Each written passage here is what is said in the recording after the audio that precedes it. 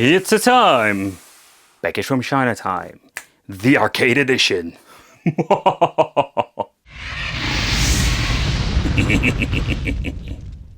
Hey, welcome back to the channel. It's awesome that you're tuning in. In today's video, we are going to do a chit chat regarding maybe one of the cheapest mini arcades you can buy. This thing is so cute that I just wanted to check it out. Oh, I completely forgot. I used tape to put it back together. Ooh, yeah. Let's rip it here. There is no fancy art box today. Nope, it's just styrofoam inside a cardboard box. But it doesn't spoil the fun, because this thing is absolutely awesome. Oh, look at this. It's so cute. Absolutely. But inside the package we're having this tiny mini arcade machine. The Super Retro Mini. This is maybe one of the cutest like mini plug and play devices that you can pick up for not a lot of money. It even comes with very nice tiny cute buttons and a real micro switch joystick. And when it comes to this particular mini arcade, I've reviewed all kinds of different ones, but this is going to be maybe one of my favorite ones this year. The power supply is just a 12 volt 3 amp, which you can just actually see over here. It's a different configuration, but it's also a very cheap one. I always have like this debatable situation, like is this actually going to be 3 amp? I highly doubt it. Doesn't matter, but we're going to be plugging it in and chit-chatting about the machine and what it can actually do. At the back of the machine we're having the input for the power supply, audio jack out, an HDMI, 4 USB ports and an RJ45.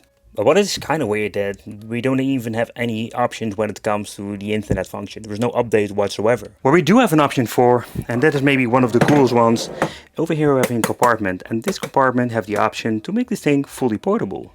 But what are we needing? We're having these, let's say, huge 1800, 600, 450 batteries, and these are the ones that you're going to be needing, and finding good ones and good quality is going to be expensive, but yeah, give you a couple of hours of gaming time on this portable machine. But I'm going to be using it with the power supply today. The first thing that I'm going to be doing is removing the plastic. Having the on and off switch over here, pressing it, you can just see that it has this very cool light up feature. It automatically boot up the display. Having pause, select, start, volume control over here, and it booted up instantly, coming with the very strange and unique Super Retro Mini Arcade Machine software. Yeah, it's more like a semi-Pandora's box in the inside.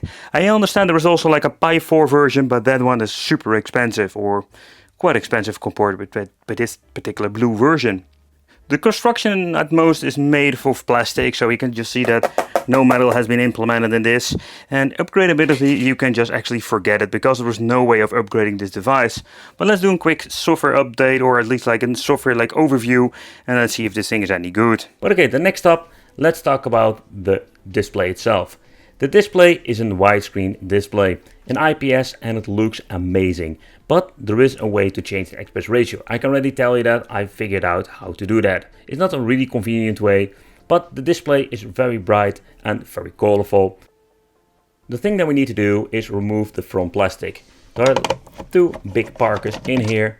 You need to remove it and you can just lift it off. Super easy, or better said, easy peasy. It's not super convenient, then you need to remove the panel.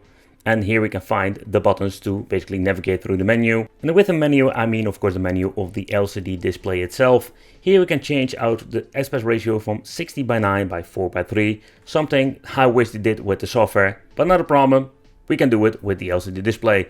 Take consideration with this version I'm having here, this particular version I can do it. I don't know if there's a different brand out there, if it also has this option.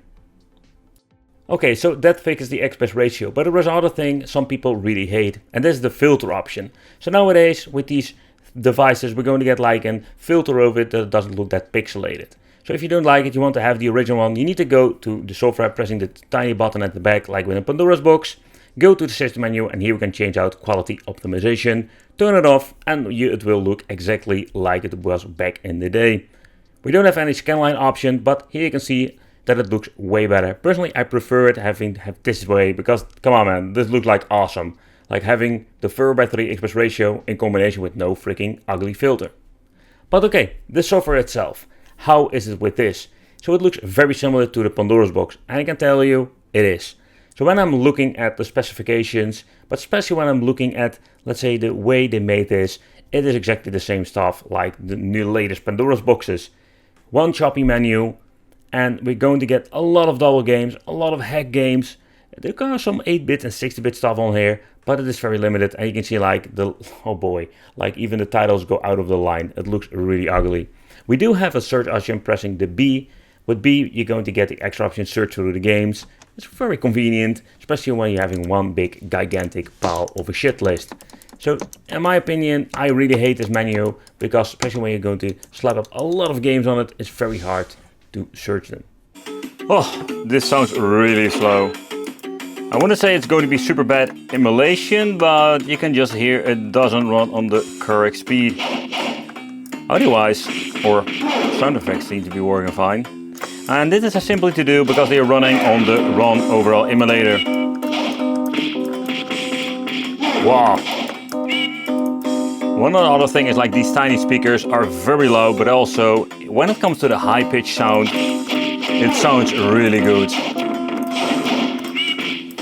Where it's not perfect overall emulation, I can really enjoy it. There's a little bit of a downside, there is no, let's say, quick load, quick save. And let's see how this will run. But it's kind of cool that we do have original aspect ratio now set up. Oh, we have like a lot of screen tearing going on. Oh man, and that's the downside to these freaking devices. The original Adventure Island or Wonder Boy is so cool. However, the screen tearing is absolutely annoying. And the combination with like the bass on this thing, I'm surprised how good it actually plays.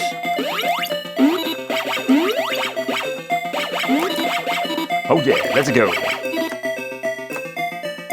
Jaquito, one of those very cool beat 'em ups, more like a Final Fight clone.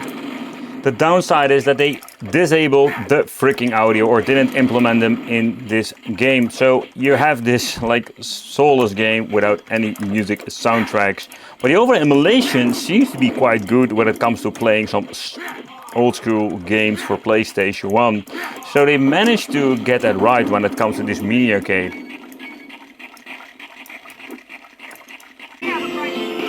But the unfortunate part is, if you're going to be looking into shmups with a vertical screen, yeah, they will look okay, but these games should be played on the vertical, let's say, screen. Let's say it would be if we have like this Viewlex that we can swap out, let's say the screen itself, having the perfect resolution. Yeah, it is what it is, but even now with the aspect ratio set to 4:3, it's going to be looking absolutely great. We don't have turbo fire, so we need to keep pressing the freaking button. I'm getting my ass whooped here. Do we have a super bomb? Yeah, there we have it. Moving on to some Neo Geo with a Art of Fighting 3. I almost want to say Street Fighter, but Art of Fighting 3. Again, a lot of screen tearing. You can see when I'm going to be jumping. Woohoo! Screen tearing to the maximum level. The joystick, I need to get used to it due to the positioning, but it's very responsive. I love the travel, where it is quite of a long travel, but the dead zone itself, it's not there. Nice. I think this is one of the coolest Viewlex mini arcade machines money can buy now. However, I do wonder what kind of versions we're getting into the future. Is this like a supreme quality one? Nah, the build is quite basic. But when it comes to, let's say, budget arcade machines, it was quite difficult to find one on AliExpress because shipping is so freaking expensive. Thank you all for watching, consider subscribing, hit the little bell, and it would be great to see you in the next video.